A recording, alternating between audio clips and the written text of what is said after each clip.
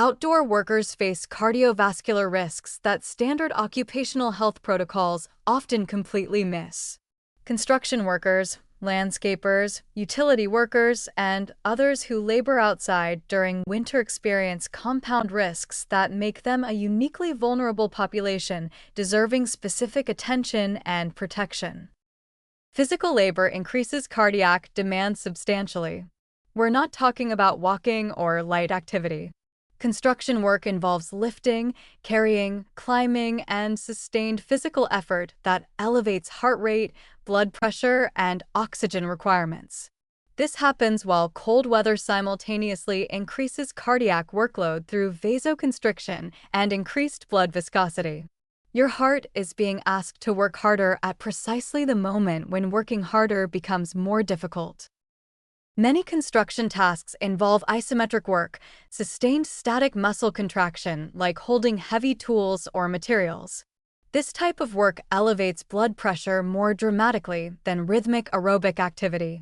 Imagine the blood pressure spike from holding a jackhammer for extended periods or supporting heavy materials overhead. These sustained contractions create extreme cardiovascular stress. Equipment vibration exposure adds additional cardiac burden. Prolonged exposure to vibrating tools and machinery affects vascular function and may contribute to cardiovascular disease over time. In cold weather, these effects are amplified. Noise stress from construction sites, while seemingly unrelated, creates measurable cardiovascular stress. Chronic noise exposure elevates blood pressure and stress hormones.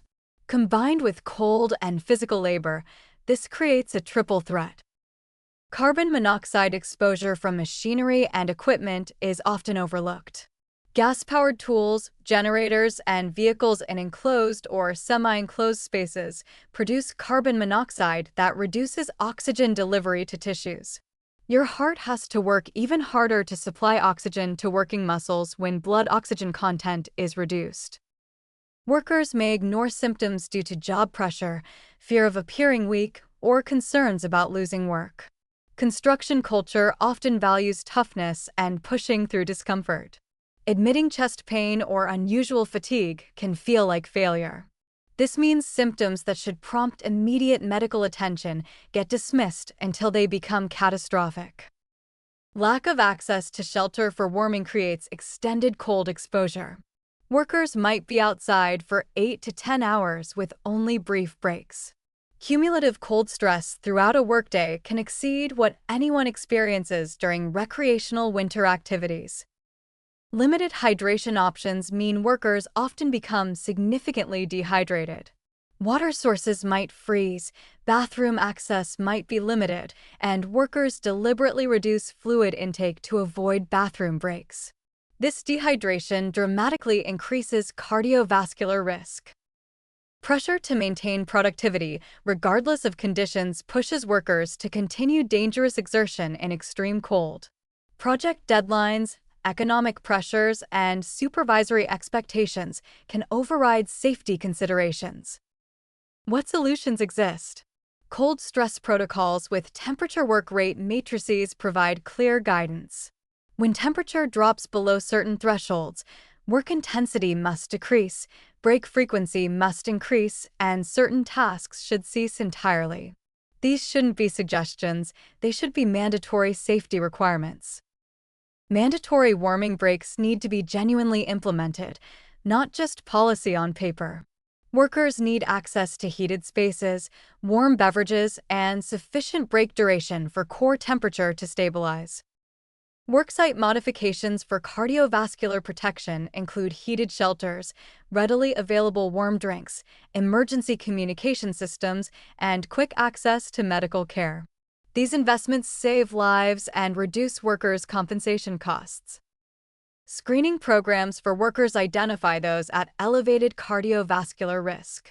Age over 50, high blood pressure, diabetes, smoking history, or family history of early cardiac disease should trigger enhanced monitoring and possible work restrictions during extreme cold. Clothing and equipment specifications matter. Layered clothing systems that wick moisture while insulating, face protection for cold air breathing, and heated clothing options all reduce cardiovascular stress. These aren't luxuries, they're necessary protective equipment like hard hats and safety glasses. Workers and supervisors both need training in recognizing cardiac symptoms.